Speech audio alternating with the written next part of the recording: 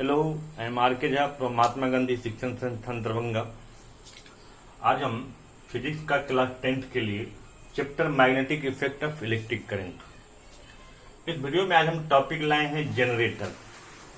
Actually आपको सबसे पहले तो ये समझना चाहिए कि जनरेटर दो तरह का होता है, एसी जनरेटर और डीसी जनरेटर। लेकिन कभी कभी एग्जामिनेशन में क्या होता है कि जनरेटर से रिलेटेड क्वेश्चन लिखता है और उस जनरेटर में एसी और डीसी नहीं दिया होता है। ठीक है, तो जब क्वेश्चन में एसी और डीसी ना दिया हो तो आप एसी के रेफरेंस में ही आपको आंसर करना है, डीसी नहीं बताना। ठीक है, तो आज हम लोग एसी जनरेटर पर काम करते हैं और एसी जनरेटर में आज समझना है हमको principle, what is the principle construction and working of AC generator means generator. Okay, तो अगर हम प्रिंसिपल की बात करेंगे तो सबसे पहले प्रिंसिपल क्या है। प्रिंसिपल इसका बेस्ट है इलेक्ट्रोमैग्नेटिक इंडक्शन।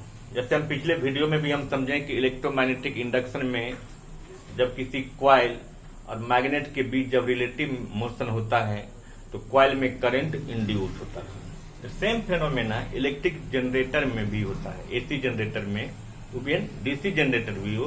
प्रिंसिपल दोनों का सेम ही है, डिफरेंस आता है बस थोड़ा सा कंस्ट्रक्शन में और हल्का वर्किंग में।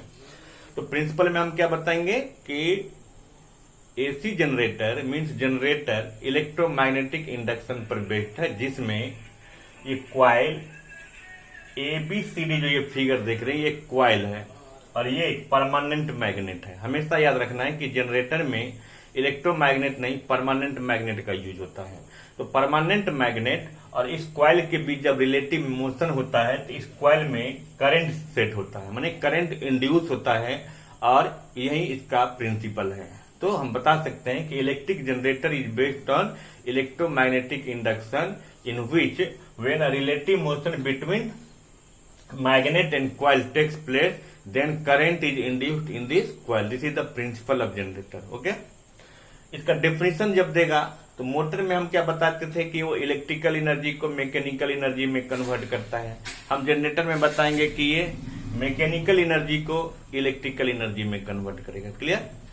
तो प्रिंसिपल इसका समझे, डेफिनेशन समझे। अब आता है इसका कंस्ट्रक्शन क्या है। कंस्ट्रक्शन में आप देखिए कि ये हम एक परमानेंट मैग्नेट जो है ना रखे हुए हैं, जिसका ये नॉर्थ पोल है और ये साउथ पोल है। ठीक है, इस दोनों पोल के बीच में ये एबीसीडी एक कॉइल है। इस कॉइल का ये एंड है और ये जो आप देखते हैं सिलिंड्रिकल पोर्शन ये एक एक्सल है। ठीक, इस एक्सल पर ये दो रिंग है, दो स्लिप रिंग है। स्लिप रिंग का मतलब होता है हाफ रिंग। क्लियर? और ये इंसुलेटेड रिंग है, माने अंदर से जो है ना ये इंसुलेटेड होगा और ऊपर से जो है ये कंडक्टिंग होगा। क्लियर? इसके ऊपर में ये दो B1 और ये B2 कार्बन ब्रश हम दे दिए हैं।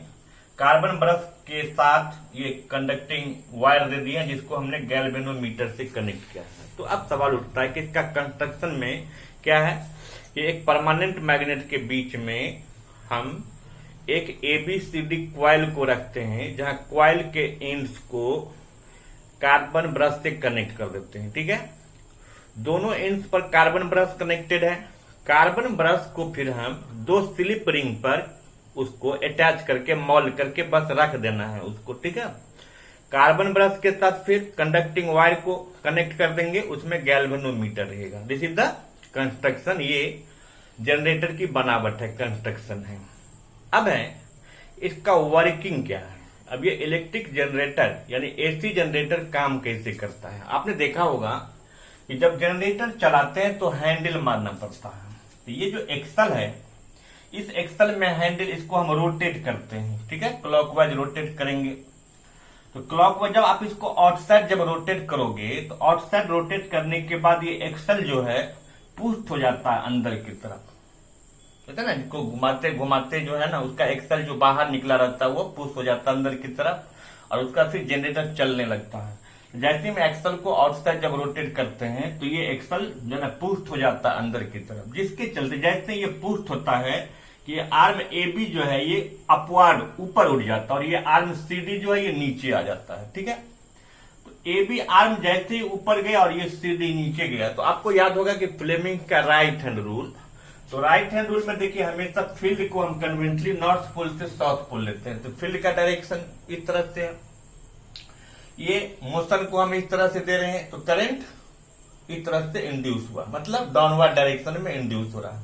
तो जब इसको हम घुमाए आउटसाइड एक्सल को, तो ये जब पुश हुआ तो ये जो कॉइल है ए बी सी डी, इसमें ये आर्म ए बी पुश हो जाता ऊपर की तरफ और ये सी डी पुल्ड हो जाता नीचे की तरफ। तो जब आर्म ए बी ऊपर जाता है और ये सी डी जब नीचे आता है, तो जिसका परिणाम ये होता है कि उस पर जो फोर्स लगता है, तो फोर्स लगने के चलते ये डीसी बी ए इस साइड आ जाता है, ठीक है। लेकिन जब ये ऊपर उठा, सीडी नीचे आ गया, तो उस समय अब देखिए ये मैग्नेट और ये कॉइल है, दोनों के बीच क्या रिलेटिव मोशन हो रहा है। और हम जान चुके हैं कि करंट इंड्यूस होता है, जिससे इसके पिछले के वीडियो में मैंने एक्टिविटी से भी बताया था, इवन आप घर पर भी एक्टिविटी कर सकते हो। तो हम क्या देखते हैं कि इस कॉइल में करंट इंड्यूस होगा।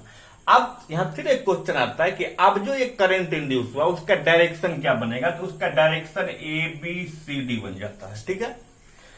तो हाफ रोटेशन जब हुआ तो ए बी ऊपर गया और सी डी नीचे गया, और हाफ रोटेशन के बाद ये पलट जाता है, मतलब ये इस जो अभी आप ऊपर से देखते हो ये दोनों का डायरेक्शन चेंज हो जाता है। अब ये डीसी इस पोजीशन में आ जाता है, ए बी इस पोजीशन में आता है। अब आप फिर देखिए जब डीसी इस पोजीशन में आ गया और ए बी उस पोजीशन में गया, तो फर्स्ट हाफ रोटेशन में ए बी आर्म क्या हो रहा था, ऊपर जा रहा था, सी डी नीचे आ रहा था। जब सी डी यहां आ गया और ए बी उस साइड चला गया, तो अब सेकेंड हाफ रोटेशन जो होगा उसमें अब सीडी क्या होगा, ऊपर जाएगा और ए बी नीचे आएगा।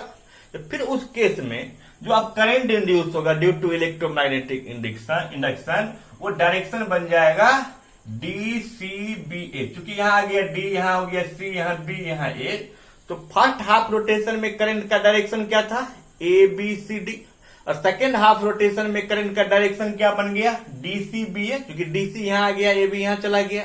तो आप ये भी ऐसे भी फिगर में समझ सकते हैं कि फर्स्ट हाफ में करंट का direction A B C D बन रहा है, सेकेंड हाफ में डीसी बी ए बन रहा है, क्लियर। तो हम क्या देखते हैं कि एक कंप्लीट साइकिल में, एक कंप्लीट रोटेशन में जो टू हाफ रोटेशन हो रहा है, उस टू हाफ रोटेशन में एक रोटेशन में, फर्स्ट हाफ रोटेशन में करंट का direction A B C D है और सेकेंड हाफ में करंट का डायरेक्शन डी सी बी है। इसका मतलब एक साइकिल में करंट का डायरेक्शन रिवर्स कर रहा है, ठीक है। तो जब करंट का डायरेक्शन रिवर्स कर रहा है, इसीलिए हम इसको अल्टरनेटिंग करंट कहते हैं।